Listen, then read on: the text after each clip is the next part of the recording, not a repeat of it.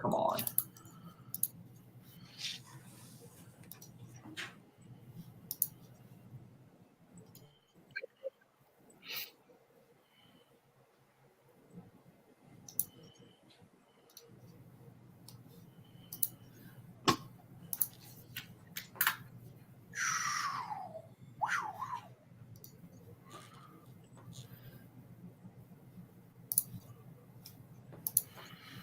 I'm gonna share the thing.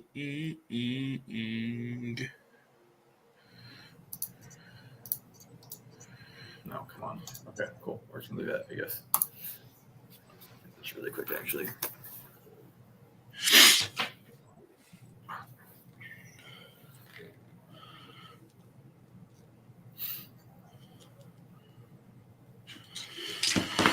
Oh boy. So there's a way to do this. Do what? Add to add to my story, but I don't know if there is. I have no idea. Yeah, I thought there was a way to share it, but it's not working for some reason. So we'll just hop into it. Yeah. Oh boy.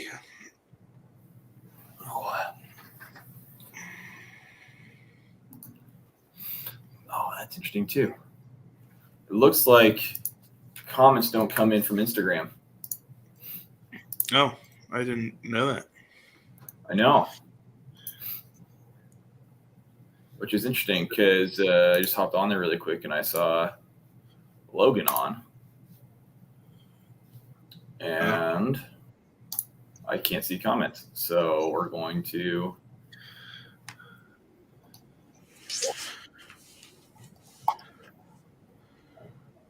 So if people want to leave a comment to give us feedback on anything during the live, then do it on Facebook or there we go. YouTube.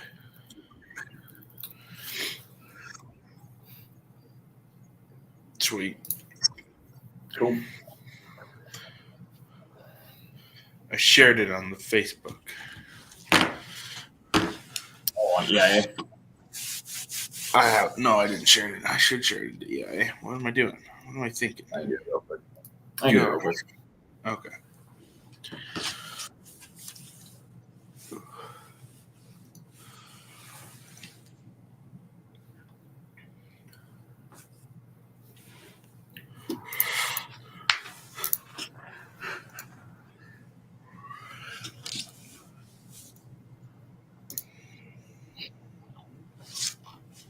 There we go. Sure.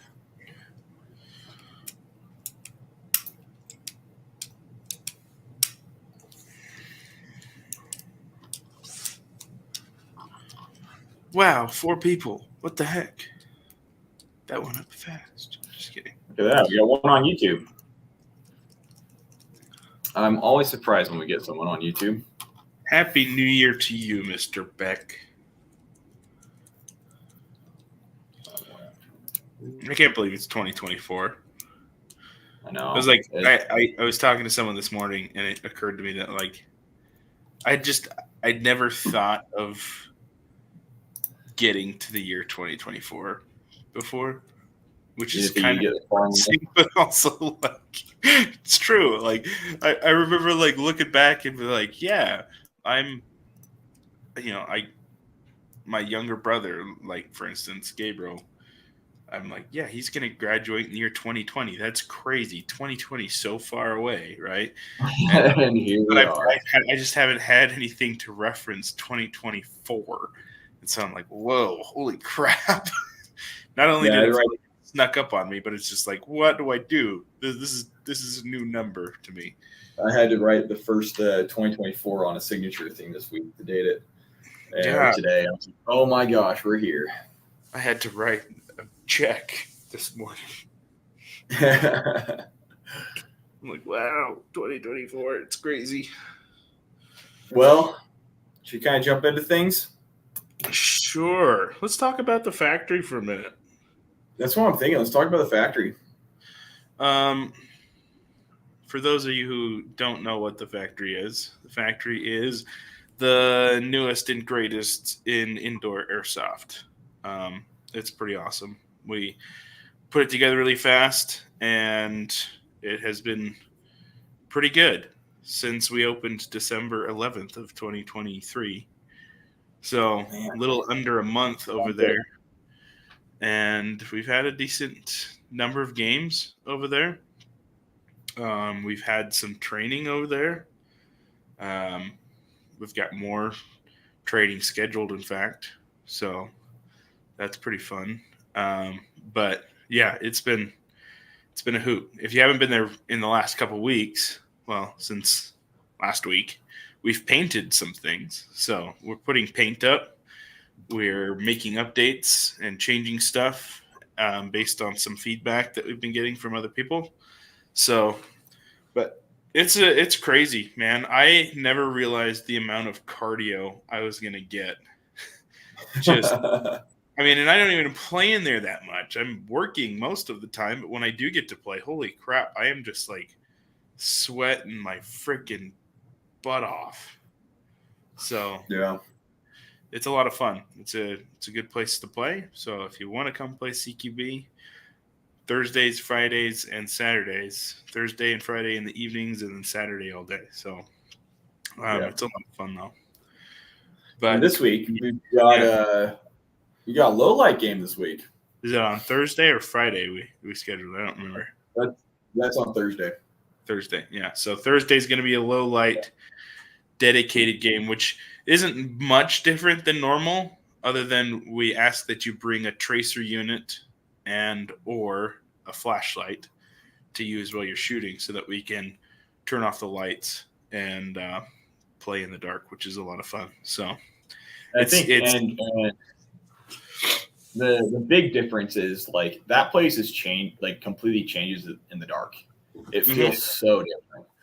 And so while the gameplay is largely the same, it's really a completely different experience. It's honestly, it's kind of scary in the dark.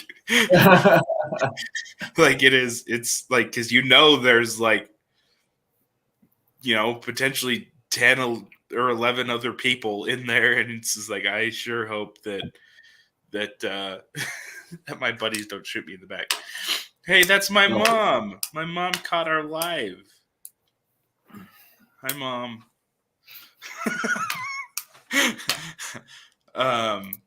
Anyway, yeah, super fun to play in the dark over there. So yeah. So yeah, that's Thursday. Then Friday, regular gameplay starts at 6 p.m. And Saturday, we've got sessions at 9, 2, and 7. So, a quick note about the sessions. We should post a link for tickets real quick in the comments too. But if you guys want to come to games, I know we've been trying to tell people as much as possible, please buy your tickets ahead of time. Here's a couple of reasons why we really want that. Because I know, especially in our community, it seems like a lot of people want to pay cash, which is great. I like cash because, cash avoids fees. But I don't like cash for purchasing tickets for the factory, and this is why. We want as many people to come to these games as possible because they're so much fun. I mean, don't get me wrong, it is a blast to play, even with just 4 people in there. Like, oh yeah, like we had a group last week. I think it was Thursday night. We only ended up with 4 of us total. And everybody that went to that session was just like, dude, that was actually the funnest night of airsoft I've had in a long time. Because with smaller groups, even, this field plays really, really cool. Like it's awesome. Yeah. But we all know the more the merrier with airsoft. So we can fit up to 30 people in there pretty comfortably because we split you into groups, and we can rotate through those groups really quickly and just keep games going constantly. Usually the game is finishing up before you're even reloaded and ready to go back out. And a lot of people like that fast pace because they're not waiting around for games to start, right? We want that to be the case as much as possible, but we can't accurately predict who's going to be there if you don't buy tickets in advance. So while we appreciate your patronage in general, even in cash sales, especially in cash sales, normally for this, we especially want you to buy tickets online so that we can plan accordingly. And when Jerry decides to buy a ticket and he sees that there's 6 people scheduled for a game, then he might be kind of like, there's only 6 other people. But if Jerry gets on to go buy a ticket and he sees that there's 15 other people scheduled for a game out of 30, he's going to get really excited. He's going to want to come to that game. So make sure you schedule for your tickets in advance, get on the website, buy them. If for some reason you end up needing to change sessions or something, just send us a message on Facebook and we'll help you get it taken care of. But yeah, please buy your tickets in advance. It helps us out a lot. At the same time, if you don't want to buy tickets online, please still come. You're still able to play. That's not a problem. Yeah. We don't want to say don't come if you can't buy online for whatever reason. But if you are able to, it is very helpful for us and others. We have to add kind of a convenience fee for cash tickets going forward. So if there are tickets available and you decide to come, you kind of we've had a few nights where we've had to turn people away because 30 is our cap. We just won't let more than 30 people in there. It's not really made for that many people. So we will stop selling tickets at 30, which means if you get on at 5:30 and see that there's 28 tickets sold and you decide to take the risk and show up at 6:00 and didn't buy a ticket, more than likely we've had people show up and those tickets are already sold. So if you're number 31 out of that 30, then unfortunately we will have to turn you away. If you're number 30 but you didn't buy a ticket online, the fee is going to be 25 instead of 20 for cash sales. So just something to keep in mind. We love you guys and we want you to come play, but also we're going to try to push you to buy online on the site as much as possible just so that we can keep track of things and make sure that we don't get overbooked. So, but I'm glad that we have that issue, I guess. Being overbooked is a good problem to have. So, it's not a problem. Yeah. But it's been a fun month over there. So, yes, Logan, it is a good idea. Thank you. We've come up with some really fun game modes at the factory too recently that we're going to start trying out. Some of the other game modes that we've tried in bigger spaces, like at Midway, we were a little worried about how well they would work and how they would work in that space. Yeah. And it seems like a lot of them are working really, really well. We came up with a game mode called Push It, which is a blast. It's just super simple. It's just like a 3-flag capture the flag where the goal is to just get the flags as far away from your spawn as possible. Yeah. And people love that game. And it's fast paced and it's super fun. And you play the Push It song during that game? I have, yeah. But yeah. But yeah, that's a fun game type. And then we came up with one the other night that's kind of like a zone capture thing that we're gonna try. So, ooh, that sounds fun. Yeah. But yeah, if you want to give us ideas on games, come and play, so that we know, if it works or not. But yeah, we're willing to try just about anything in there. It's a lot of fun. I one of my favorite things in there right now. I don't know if you even like TTT at all. I love TTT in there. Is the funnest, most chaotic thing in the world. It's like we've had games where you don't even manage to get 4 steps out of the circle before everyone starts going crazy. And then we've had games that last 20 minutes because everybody's just really into it. It's so fun, dude. TTT in there is fun. I think Blake liked TTT, and I think he's even started to kind of like it a little bit. But, it's awesome. That's awesome. Yeah. Anyway, so that's the factory. We do parties too. So if you guys ever want to come and have a party over there, do it. Yeah, we're gonna be posting a lot about training and stuff coming up. So make sure you keep an eye on things. Yeah, it's gonna be good. Should we jump into some fun predictions? Yeah. So wait, what are we predicting?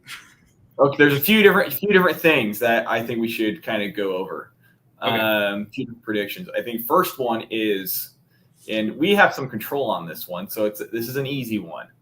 What predictions for East Idaho are going to happen within the industry this year? And obviously, we have a lot of control, so our predictions better be pretty spot on. We'll watch this at the end of the year and see if we're true to our words. Yeah, Logan will finish his MP5. Maybe. My prediction, this is probably more of a hope, is that Logan Beck will come and use his MP5 that he finished at the factory. Yeah. Logan, make it happen. Yeah. Joseph, what are some of your predictions / plans? Some of my predictions / plans. Hopes and dreams, goals, I guess. Yeah, let's hear it. Let's hear what are EIA predictions. We made a prediction for 2024 back when we started talking about building the factory. And that was that we were going to have to hire more people. And that's already happened. So yeah, we were right. It's been cool. Like, I'm glad that people want to work for us. We've had like a flood of applications and people just bringing in their resumes and wanting to get involved, which is awesome. We did hire somebody to help specifically with events and kind of caretaking for the factory, which is cool. Yeah. So if you guys run into Taylor at the factory, make sure you say hi. He's kind of quiet, but he's a hard worker and he's a good guy. So we're excited to have him. So there's a prediction fulfilled, a prophecy, if you will. But I think we as a company, we're going to continue to see more growth, which is awesome. I'd love to have that problem, I guess. We are talking a lot about, obviously the factory's kind of our baby right now because it's wintertime. Yeah. That's where we want to play. But also, like, we're talking about even more than just the cool fields that we play at right now, the factory, Midway, and the island, which, like, I don't know. We've said this before, but East Idaho's spoiled when it comes to fields. Like, we have 3 of the coolest fields that we could have ever dreamt of a decade and a half. It's just crazy. So, but we are already talking and making plans for some bigger events too, outside of those 3 fields that we play at, like potentially multi-day events, more Milsim type events in this area. So we're excited. You guys are really interested in seeing multi-day events. For us to do that, it's a lot of work. And so if you guys are really interested in doing something like that locally, let us know, bug us about it, just so that we know there's interest, because we want to put the work and we want to make it happen. But it's also a large investment monetarily, as on top of man hours and resources. And I want to see it happen. And so if you guys want to see that happen as well, we'd love to hear your feedback. Or if you're just like, dude, I'm never going to come to one of those, then tell us that as well, because we don't want to do that, have 4 people show up for something we plan for 100 people. So let us know what you want there, because we are very interested in your feedback. Yeah. Well, I mean, I remember this would have been, 8 years ago. I remember having a conversation with you on the phone. Oh, boy. And it was like we would have conversations like this back and forth all the time. We were like, hey, I found this place. I'm going to go talk to the owner about this property and such and such. Oh, those days. Like that all the time. And the cool thing is now, since we own like a legitimate company that's operating well, it's like people want to talk to us now. So it's like, hey, we're interested in possibly using your property for a fairly large scale event that will be pretty beneficial for you potentially as a property owner, making some money and us making some money. And, we want to put on this type of event, and people are a lot more open to that idea than they were when we were just driving around randomly asking people if we can come play airsoft in their backyard. So I'm honest with you, I'm impressed with how far we got with a lot of people, honestly. Yeah. We never actually got anything, as you guys know. I don't think we didn't get any of the crazy fields we were talking to back then. But we talked to a lot of people. We got pretty close with a couple of them. I mean, and that's, to be honest, we've gotten really far, because that's how we got the island in the first place. That's true. Yeah, that's actually a good point. That's how we got Midway. It still blows my mind that we get to play at the island every year. Like, it's one of those things where I remember walking and I was like, this isn't going to work out. We've walked. I don't know how many fields we've walked, Joseph, and it's fallen through. And so I remember walking the island. I was like, this place is amazing and is built for airsoft, even though it wasn't. And I was like, we're never playing here. And was it 3 years later? And we are still incredibly blessed that we get to use that field. And it's honestly a big thanks to you guys for taking care of it, because there's a lot of pretty strict rules at the island, and it's a little bit of a pain to adhere by. But because of you guys, we get to keep that place open year after year after year. So just keep doing those things, and we'll keep the fields coming. Can I go into a little bit of a hot prediction, I think? Yeah. So I think it's specifically for EIA, but I think we're going to see a pretty big industry trend as well for this. And I think this is probably EIA. We'll probably see it more this year industry wise. I think we'll see this adoption over the next 2-3 years. I think we're going to see a massive shift to gas blowback rifles. Yeah. And that was actually on my prediction as well. Not just gas blowback rifles, but HPA. I think like this year is going to be the year for innovation with HPA. I think, I feel like HPA in general is pretty peaked innovation wise. I think we're going to see mass adoption of HPA in EIA. I guess, and that's what I mean. And then more support, I think, for more like companies coming out with HPA purpose-built guns, kind of like the MTW series guns. And I could totally see more MTW style. So shout out to Wolverine for doing an awesome job on those. But I think you're right. We're going to see more purpose-built HPA, but I think gas blowback rifles, and I think it's strictly because they are becoming more affordable for really good systems. And so specifically speaking, more cost effective, and it's the same with HPA. Exactly. And I think specifically when talking about the CGS system, so the Simon gas system, which is a rich rip off of the TM system, which it's mostly compatible with it, right? Okay. There's two things to talk about with that. So before TM, basically before their patent lapsed, after the 10-year patent period, T8 had already come out with a system that is mostly based off of TM. So they're actually not. A lot of the parts are not cross compatible. Oh, okay. Good but they're based on the same system, and some of the internal parts of each system are interchangeable. Okay. So the CGS system, which I got right there for Christmas from my good friends and my wifey, that is a T8 spec system, and I love it. Like, it is super efficient.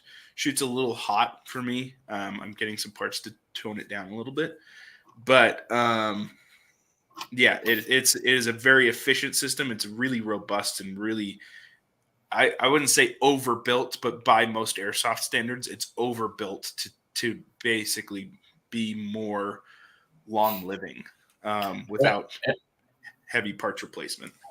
I think one of the reasons why we're going to see, because to get a good gas blowback rifle before, it was super expensive. Yeah. And I think the reason why, there are two reasons why we're going to see more adoption. One, we're seeing, I'm not going to say more indoor fields, I think my vision is personally skewed because we just opened one. But having a place to use them, specific for EIA, because you can't use them outdoors half the year. And so having a place to use it. So I think that's one reason. 2, AEGs have gotten significantly more expensive, and gas rifles are almost the same cost. So before you had to go drop $500-$600 on a gas system, and then you're looking at AEGs, you get sub 300. Now you're looking at for a licensed BCM, you're looking $500. So now it's like, okay, gas has now entered the chat kind of thing. Now mags are still very expensive when it comes to for gas, or what, 40 to 60 bucks, depending on all the little details. Yeah. And so it's still a higher investment, but the playing field has been level for gas rifles. Yeah. And I guess a third thing that I forgot, I'm adding this list as we go, it's live, is training. Gas rifles are by far the most realistic thing for use for training. And where for sims or other training options out there have been banned federally for civilians, gas rifles are kind of the best option for people who knows how to use them. Because obviously, from a layman's standpoint, if you're given a gas rifle and an AEG is still going to be more durable, simpler to use, and all that stuff. But where airsoft is becoming more and more and more a viable option, or a more recognized option from the real steel world. And so a lot of these guys are getting into it and learning more about airsoft and getting AEGs and learning that. It's like, making that next step to realism of gas blowback. And now that the products have reached a consumer price availability, as well as parts support and all that kind of stuff, that's where I think it's kind of this perfect storm, where I don't think it's ever going to be mass adoption. I don't think you're going to go to every single field and 80% of the fields using gas blowback rifles. I don't think that's going to happen. Besides on specified nights, which I really want to do this year. We're going to get the gas blowback rifle because I want to do it. But I do think that you'll be able to go to a standard indoor gameplay and potentially outdoor, and you're going to see 5 to 10% of gas rifles, where currently if you show up and you see one, that'd be nuts. Like, it's so out of place to see one. And so that's why I think that's where we're going to see this trend of gas blowback rifles starting to happen more and more. So not mass adoption, not taking over the market. Yeah. But I think it's going to be more standardized. It's going to be more. I'm really excited. I'm excited to see something new, because AEGs are super cool and they're great. But it's kind of old news. Yeah. And so I don't know. I think gas blowback rifles is something that I'm getting excited about, because now that there's actually decent options available stateside. And those Block 3 Mark 18s that are licensed look pretty dang dope. Yeah. That's the cool thing, is that and it's a ripe time for gas blowbacks, I feel like, because of companies like SEMA and T8 and EMG working together. So you get these really, really high quality, high QC expectation built guns that, on top of that, we've got improved technology and the cost coming down because it's getting cheaper to manufacture them. I mean, going back to the mags for gas guns in general, $40 to $60. That's about, I think they're about $60 for the CGS mags.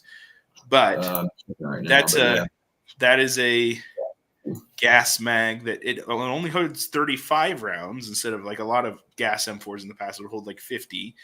But I've been able to get like 120 shots off straight without having to reload air. So well, it is. Yeah, you have to buy a bunch of magazines, but you could theoretically fill it up before like an indoor game at the factory, and carry around what comes with, one of the big M4 style speed loaders with the flip over adapter to reload it easily. And you could just sit back in the spawn and reload every 2 or 3 bouts and actually play a full game with that gun. You could easily do that. You grab 2-3 mags, right?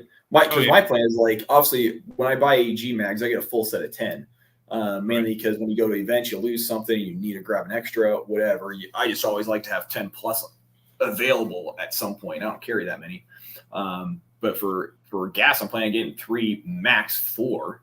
And it comes with 1. Yeah, but you don't really need that many, right? Like, right. Yeah, that's me planning for like 1 or 2 of them totally failing at some point. Yeah. So I'm super excited to start seeing some gas blowback play. I think we should set a date like in 3 months when we're just going to say you have to have a gas blowback rifle for that night. Yeah. And you have to come buy it from us.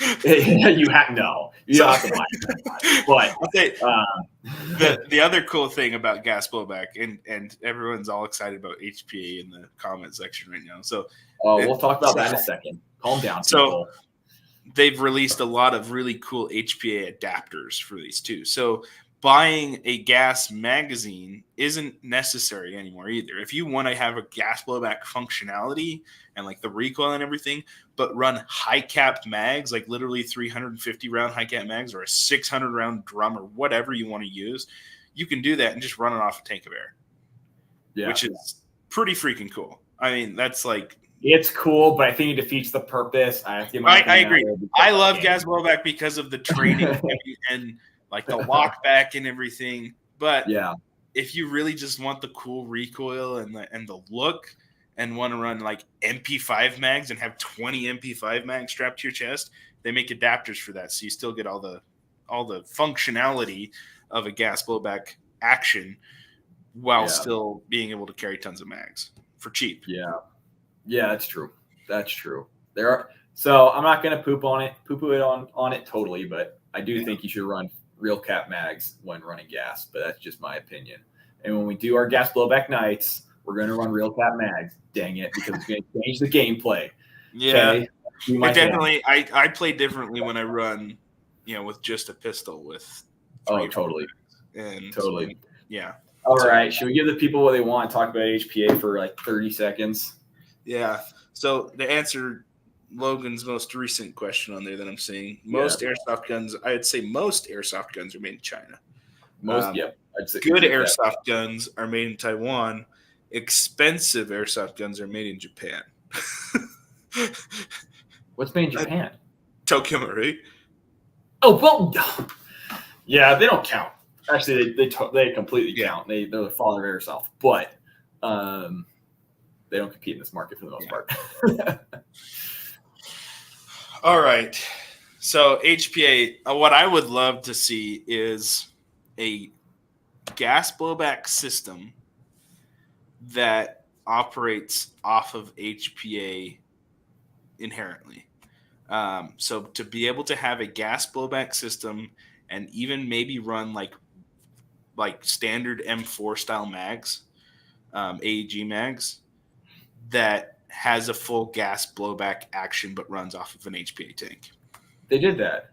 I know. Tippmann did, and they discontinued. They don't make them anymore. Who did? Tippmann. Oh yeah. But I don't love the whole adapter thing. Is my thing. So in the world of HPA, that's what I would like to see. I know it's. I think we're going to just in general see more recoil systems. Yeah. Just in general. And I don't think AEGs will. I don't think AEGs in general are because of the complexity of the gearbox comparatively to solenoids. So comparatively to HPA or gas, comparatively to an AEG, AEGs are much more complex, right? And I think there's so many moving parts that and as well as the speed of how things happen within an AEG versus a gas gun or HPA, I don't think it's really inherently built well for recoil. Yeah. Now, when you talk HPA and you talk gas, because it's instant for the most part, I think that's going to lead to more recoil systems, and that's something that I'm really excited to see. I don't think we're going to see anything that recoils harder, but I think we're going to see better in general and more options, or just better options in general. It's more reliable. But I don't think we're going to see anything super crazy innovative that's like blow your shoulder. What I would hate to see would be like more of the same old, like someone just totally copy a Tippmann system, that would be a little disappointing because they had a lot of drawbacks. But yeah, like Trevor said, the Daytona. If someone made, and that's literally what I'm wishing for, is someone to come out with a Daytona system that was affordable. Because I mean, Daytonas are great, but they're gas hogs. Like they go through air like crazy, and while I love recoil, I don't think I need that much recoil. And it doesn't need to be that overbuilt if it isn't that recoil heavy. How's the recoil on the CGS? Oh, it's fan-freaking-tastic. Really? I mean, it is, I wouldn't say exactly like shooting an AR-15. The dwell time on the trigger pull and the bolt cycling and everything is a lot like the AAF. It really, really accurately mimics the timing of shooting an AR-15. Really? It's a little lower recoil, and the CGS is better than the MWS system because it comes with a weighted aluminum buffer kit out of the box rather than a plastic spring-loaded buffer kit. Yeah, sounds right, though. So it's got a fairly low fully automatic cycle rate, but a nice kind of tempered, heavier recoil. Yeah. Ooh, let's talk about gas blowback vector. Someone on YouTube commented about it. I think, I don't know. I'm going to be honest. We've had gas blowback vectors in the past. KWA had the licensing for a while before Chris or Crytek even existed. So that's one we'll have to go check out at SHOT Show. I would like to shoot it. Hopefully it's there. I'm sure it'll be on the wall for sure. I don't know if we'll have one in the range though. It'd be nice if I had one at the range. I know. It'd be nice if I need to figure out anyway. Yeah, I would love to shoot one. From the people I've talked to who shot both, it's a refined KWA, which is exactly what I would expect. A lot of the people from KWA went to Crytek, so they basically rebuilt it from the ground up and made it better for a round two. Is a little bit what happened. Not exactly, but a little bit what happened. And so I want to mess around with one. I've said this before. I don't think they're great airsoft guns. I don't think they're great real guns. To be honest, it's true. Because it's the whole idea is that you're negating recoil, which is super cool, and I think I think it was a great innovative system, and it probably pushed other projects forward in other not in other industries, but for other companies. Or just how innovation works. Someone sees something like, "Ooh, let's take this tiny little aspect and apply it here," and so I don't think it's. But because it's big, it's bulky. It's supposed to be a submachine gun, but it's massive for a submachine gun. And where there's not enough recoil inherently in airsoft, I don't think it's a super practical system for airsoft. But at the same time, it's super dope and really cool, and I really want to mess around with one. And like Logan said, they are heavy. I've shot one. I can't imagine that the real one is a whole lot heavier than the airsoft one because they are especially for a submachine gun. They're beefy replicas. Yeah. Let's see here. Do we miss anything else? I like. We should just talk about that Logan. Logan, you're right. That's my worst nightmare. Yeah. I want to stay up too late tonight. I saw you post that, and I was just like, we don't talk about that. Yeah. Like this is my livelihood now. We don't want to talk about that. But I did have a thought on that. At the same time, if you think about China and Taiwan and their entire economy being based so heavily on export, I strongly doubt that they would be very motivated to let something terrible happen that would influence that because they're so dependent on export. And also, even if there was something that terrible that happened in that conflict, they would make every effort to make sure they could each continue that export trade because they both. That's I'm thinking if I want to go next door to my neighbor's house and plunder onions out of their garden, I'm not going to burn their garden to the ground early on. I'm going to let it grow for a while, and then I'll go take what I want. And then I'll make sure that they keep working for me, I guess. Well, I think the other thing is, if trade gets that bad, we have bigger problems on our hands. Is how I that's what I'm hoping, at least. If they let it get that bad, there's other stuff going on that now it's not a priority, and that's a problem. Yeah. But anyway, on more positive things, what do you think is going to be the most popular HPA build in East Idaho for 2024? What do you think where are we going to do the most of this year? I will call it right now. Two things. Right now. Which HPA system, number one, and what is it going into? Okay, well, I have two different ones then. Landon said it right there. Red lines have proven with our regional play style, with our fields, red lines are incredibly reliable and efficient. Yeah. And versatile. A lot of people have asked, how is my red line doing in the factory? And the answer is really freaking well. Not nearly as well as with the long barreled version of my upper receiver, but I built a short barreled upper, and it was super easy to build a duplicate upper for it. Yep. So I think for that reason, people are going to be drawn to a kind of a one size fits all type of a gun. And so we'll see more red lines. Specifically, though, for people who really like the CQB play, we're already seeing this. So a different system and different build will be the AAPO ones. Yeah. The aftermarket support is huge for them. They're kind of like gas blowback rifles, right? When you buy a gas blowback rifle, you learn how to maintain it, right? And that's what I'm seeing a lot with people with the AAPO ones is they're buying them knowing that it's a project and they want to learn how to work on their own project. Yeah. And so you can buy an entire stock base AAPO one with an HPA plug-in kit, like tank, line, adapter, everything for less than $150 or $350. Sorry.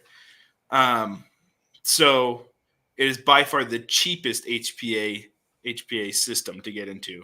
It is compact. It's super modular, really easy to work on. So I think AAPO ones are going to be probably on the top, even over the Redline builds for customizable and popular HPA setups. I think so. I've got a few. I'm going to change the rules because I have a few different predictions. A little bit. One, I think we're just going to see more HPA conversion kits for gas pistols in general. I think we're going to see a lot of those. If that's AAPs, Glocks, or high Kappas or whatever. So we're going to see a lot more of those, specific for indoor gameplay.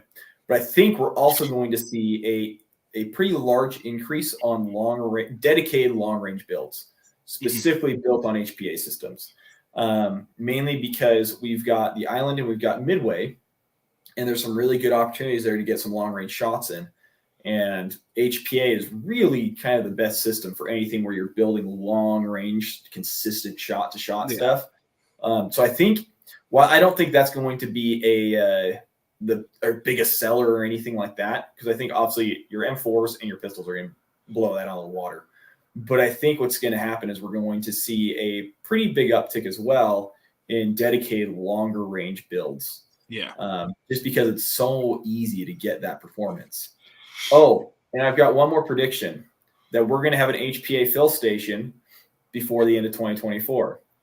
Yeah, I think it's in very high demand. It's an everyday question. People ask me. We're working on it. We definitely want it for sure. So we'll definitely get that going. But yeah, I think that's just a natural progression of this whole thing is getting fill station for sure. Yeah. Okay, here's a question for you. All right. Real SHOT Show. So real firearms and airsoft. Okay. Ooh. Yeah. First, so real firearms. what are your top 2 predictions and wish list for new releases for SHOT Show? Ooh, for Real Steel predictions. I'm gonna be honest. I don't know if I have any prediction for the Real Steel market. It's kind of tough when we're stuck in the airsoft bubble all the time.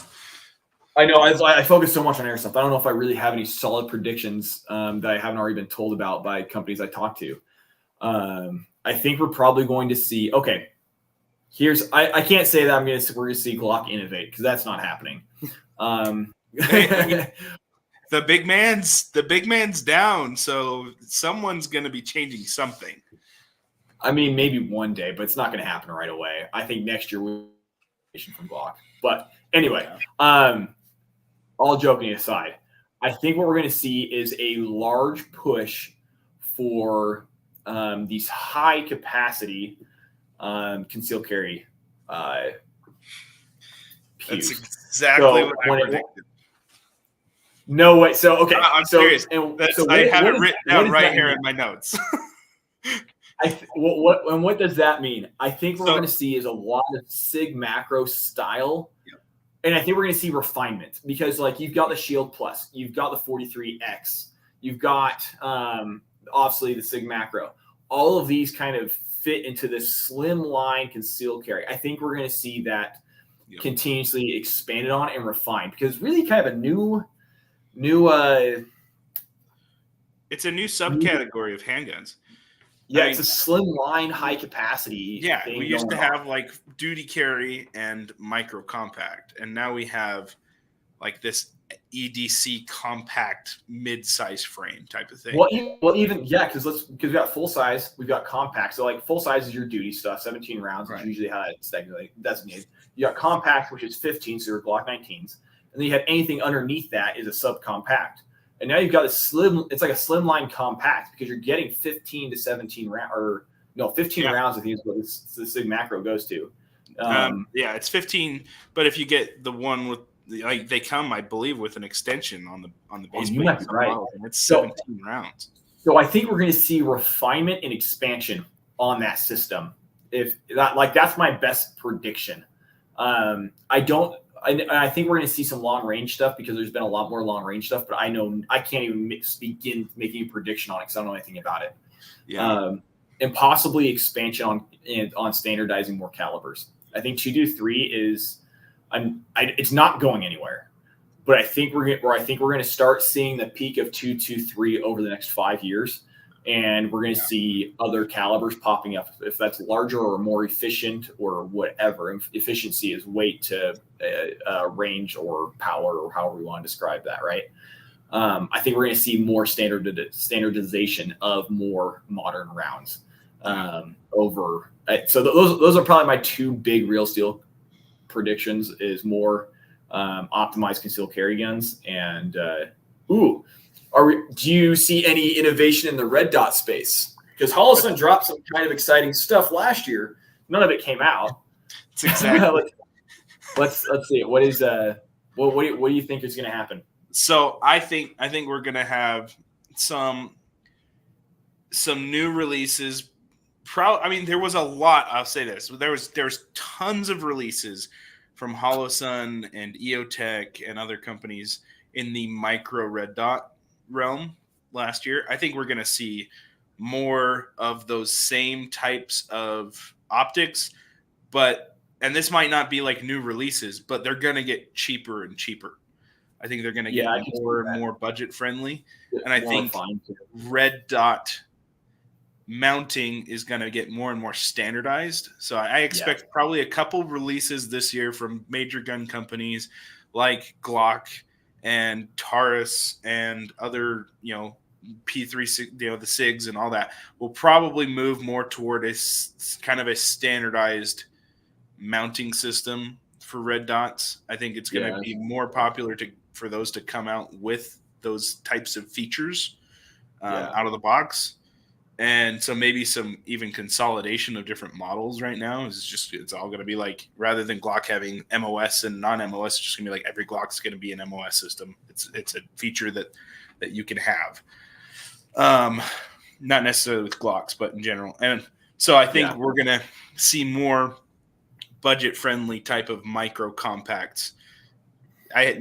Literally same prediction. I'm glad that we're on the same page as far as because I think that's a good sign when we see that in the gun industry. Like, that's our prediction. There's a reason that's our prediction, Logan. because we kind of see that shift happening already. So I think that's what the market wants right now, is a much more standardized system for that type of stuff, and for that to just be like a standard offering. And so it's going to get more affordable. I kind of hope I eat my words here, but I think this is going to be kind of a plain shot show. I think we're going to see some cool new what I would call product bumps. So it's not truly innovative or new products, but you're going to see, let's take, I don't know, Holosun. You're going to see their, I don't know, EPS line become more efficient or more reliable or durable. I don't know. I think that's what we're going to see is people are like, hey, take this and we proved upon it. And it's like, that's exactly what we needed. That was a great product. Let's make it just that much better. Yeah. And so I think that's going to be specifically in the real steel world, and honestly, probably in the airsoft world a fair amount. That was honestly my same question, but for airsoft, was that I think that we're going to start to see. I'll say this. This is my on my wish list for airsoft. I don't think this is going to happen, but this is what I want to happen for airsoft. I have one that's going to be on both our lists, but go ahead. Yeah. And specifically because I want this for training, right? I want more subcompact airsoft pistols. And good ones. Like the 365 was not great. I would love to see some modern releases of existing subcompact airsoft pistols. Yeah. So what I think we're going to see, I think this is actually a really solid prediction the more I think about it. I think what we're going to see in airsoft is we're going to see RMR pistols become standardized. Yeah, that was on my list. I want Elite Force to make a M&P 2.0 optic ready out of the box that's legitimately ready for an optic. That's not a fake plastic cover that doesn't actually work. Yeah. Elite Force, I've bugged you about this, and I will continue to bug you about this until you start doing this correctly. And I don't know why they got like zillion Glock models. Why don't they make those RMR ready? I do like we're seeing more slide kits that are RMR ready or I guess optic ready out of the box. But I think we're going to see this is the year where everyone's going to you're going to be seen as being left behind if you don't do that. Yeah, and I really hope I'm right because I really want that. that was the other thing on my airsoft list was. So my wish is like modern subcompacts released. That's what I would like to see. And my prediction is I think that we're going to see a couple versions of existing models become red dot capable. Yeah. So beyond that though, I don't think we're going to really, I don't, other than, well, I guess there's some innovation happening, but, I can't talk about that. Yeah. My guess is that we'll see more B2B stuff. So from a consumer level standpoint, we're not going to see much. But I think from a business standpoint, I think this is going to be I think this is in general going to be more of a quiet year for airsoft. Yeah. And I would expect 2025, 2026 for us to see some pretty big changes in the market in some way. And that's been one of my biggest frustrations with the airsoft market is the lag time between, real to replica innovation, right? And there's been a few years where it's like a new Glock model or a new rifle or whatever gets released, and then some airsoft company comes right out the gate right behind them 5 months later with a replica that's great. But that's super, super rare. And so a lot of and I understand now being more involved in the industry why it's like this because of the licensing and the whole I mean there's so many steps that I think consumers don't realize. So a lot of people are like, why don't they just release a Glock or an M&P 2.0 in full blowback? Why is that not a thing yet? And I agree, like why is that not a thing? But the fact is that the companies that control the licensing for those are the ones that make those decisions. And so that was a really bad example. There's no reason why that shouldn't be already on the market. Well, the reason for it is like flat out just because it's like there's a few of us that demand it, right? That we really like, we want it and we need it for training. But the vast majority of airsofters have no preference on the matter. Yeah. So it just isn't a factor that's big enough for them to justify. Totally agree with that. Totally agree with that. But yeah, there's a lot of steps that have to take place for that type of stuff to happen. And so it takes a lot of noise for it to happen. Well, especially with the amount, this is a great example.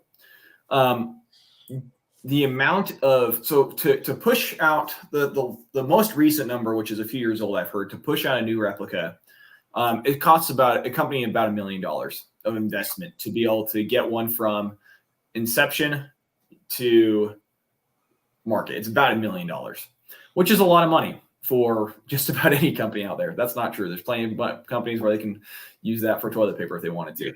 But for the airsoft industry, that's a lot.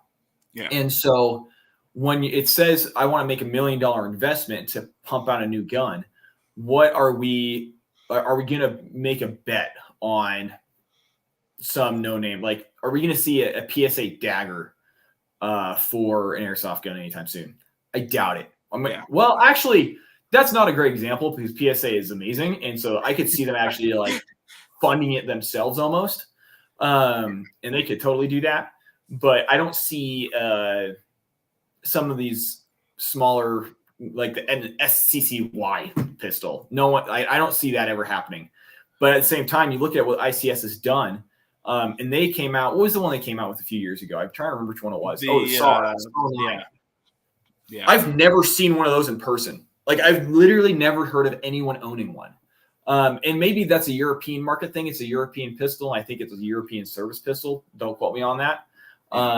But I've never seen one. And so it's when you're trying to replicate something from the real steel market it's a very high risk, or potentially it's high risk, and who knows if there's going to be any kind of payback there. Right. Yeah.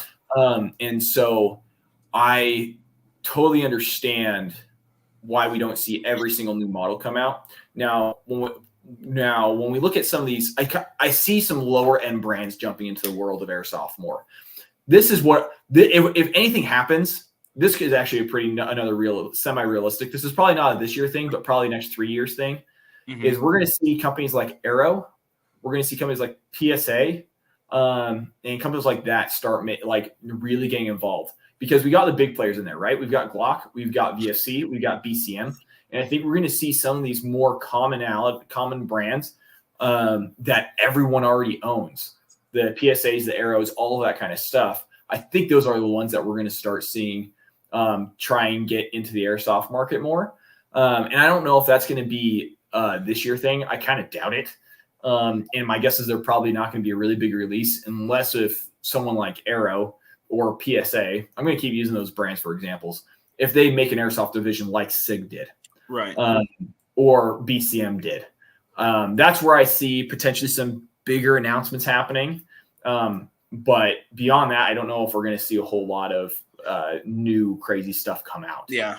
Well, and I guess what I would love to see from companies like Elite Force and SIG, and the thing is that there are more modern versions of their existing lineup of actual firearms that are available in other markets, but they just haven't seen the drive in the American market to license the imports for those from other manufacturers.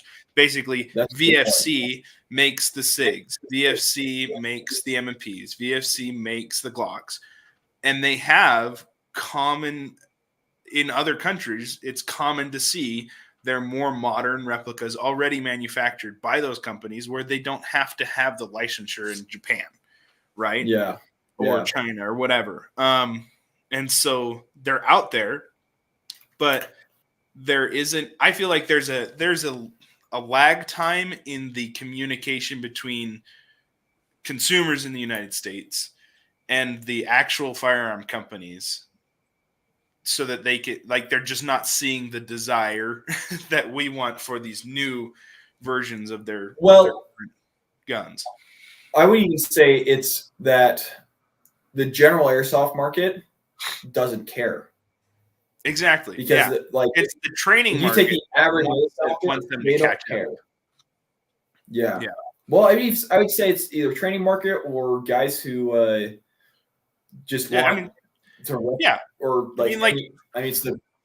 If I wasn't a trainer, I'd still be a collector, and I want stuff that has trades on it. Like if you take out all of the training benefit of airsoft, I still collect airsoft replicas because they're just cool. And so I want something that matches, that existing firearm. And I think there's a lot of that in other countries. A lot of people geek out over making that exact gun from that exact movie, obviously. Like we see a lot of that, or that exact gun from that specific military unit. I could also see a little bit changing subject here. I could see more Vorsks or G&G and Vorsk. They're kind of doing their own thing. They're not trademarks. Yeah, there's sometimes there's some kind of replication to another real pistol, but in general, they're making their own stuff. I could see more and more of that happening as well. But Red Dot Ready. Yeah. Yeah, I think that's going to continue to be a theme, especially with pistols, is that if it's possible for a company to do it without a brand on it, then they're going to try to make it. I mean, and to go back to your whole PSA dagger thing, I'm honestly surprised that no one's released a VFC compatible parts kit for a dagger. Like, I'll almost guarantee there's 3D files out there already. I'd be surprised if there wasn't on it. Someone's been working on it. Yeah, and maybe that's going to be the tipping point for a lot of these companies to start releasing those, is that like outsourcing design and manufacturing is getting easier and easier because you've got guys in their basement that can doing all their R&D for them. Yeah, exactly.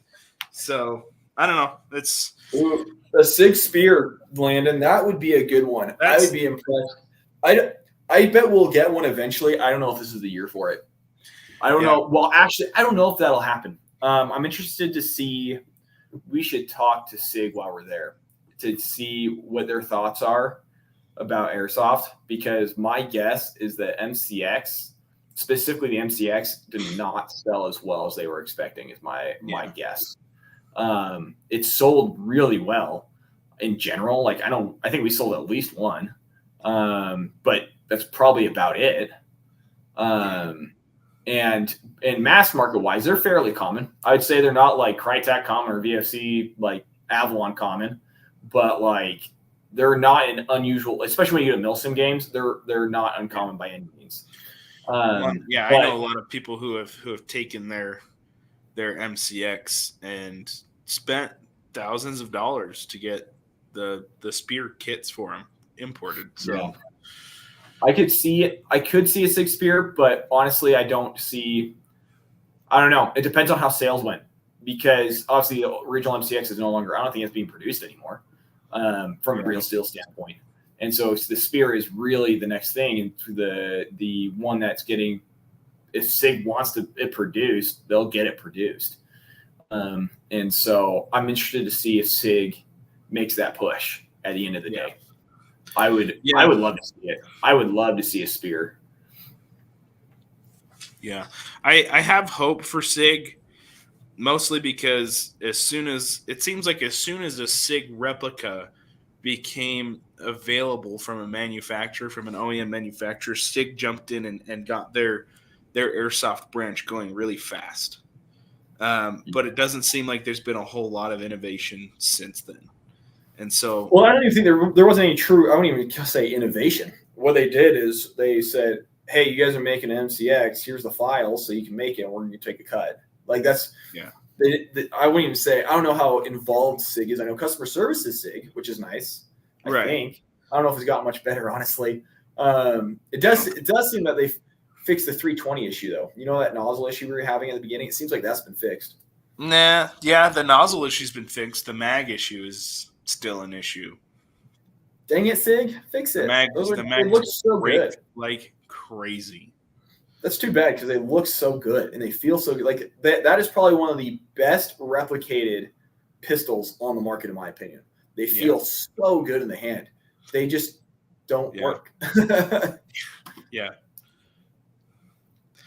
All right. Well, any other predictions and wishes for SHOT Show? Ooh, let's see. I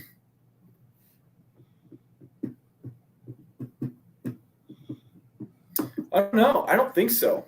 I think it's going to be, it's our first year going.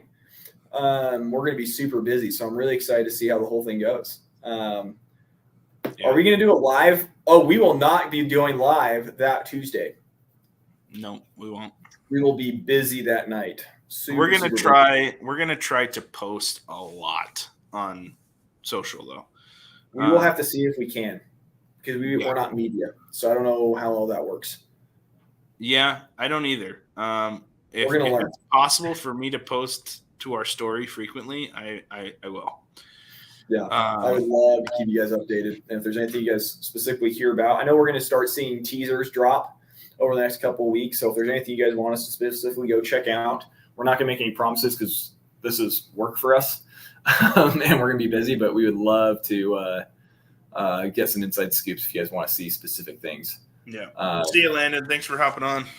Yeah, Landon. We'll see you. Yeah, I definitely wouldn't mind taking some input on what people want to see because, this is the thing for me is I've tried to follow SHOT Show every year. But there's so much there now that it's gonna be a lot. Yeah. So. Oh man, I spent probably an hour the other day going through their full vendor list just to see what was out there, and man, like everyone is there. Everyone is there, and I've probably only heard of probably a tenth of the companies that are going to be there. But hopefully, the other thing, I'm hoping that we'll be able to bring more and better products to the store as well at potentially better pricing if we can. Because we're going to try and actually sit down and meet with a lot of these companies. So if there's stuff that you want to see us stock that we don't currently stock, let us know in the next 2 or 3 weeks, because this will be our best chance to be able to make some arrangements if we can't meet minimums with some situations. Minimums are tough sometimes. So, yeah. But I think that was good. I can't think of any other predictions that we have this year. I think it's going to be a fun year, though. I can guarantee that. It's going to be a good time. Oh, Jeff Slack, yes, we will specifically for you. If we hear about any sniper rifles, we will try our best to go check them out, and we'll send you pictures personally. We'll do our best. Oh, man. Cool. All right. Well, I think that's good. Yeah. I think we're going to wrap it up. Let's wrap it up. Yeah, reminder, we've got Low Light on Thursday this week for gameplay. It's going to be super fun. And then we're going to have games all day Friday and Saturday, or Friday night and all day Saturday at the factory. I think that's about it right now. Things are just cranking away. Yeah, just keep an eye on us for news on the Facebooks and the Instagrams. And if you don't already follow Advantage Professional Training on Instagram and Facebook, go follow Advantage Professional Training. That's where all of our training, our classes, our any of that stuff coming out, especially as we get closer to February. That's where all that's going to get posted. So make sure you hop on and like and follow those pages. We've had some pretty good success in the past with some classes already before we had the factory. And I know we've been talking about it a lot. The build at the factory took a lot of our time for a while, but we are going to jump back into that as soon as basically as soon as we get back from SHOT Show. We're going to be hitting that super hard. So yeah. All right, guys. I think that's everything. We're going to wrap things up, and we will see you next week. Adios.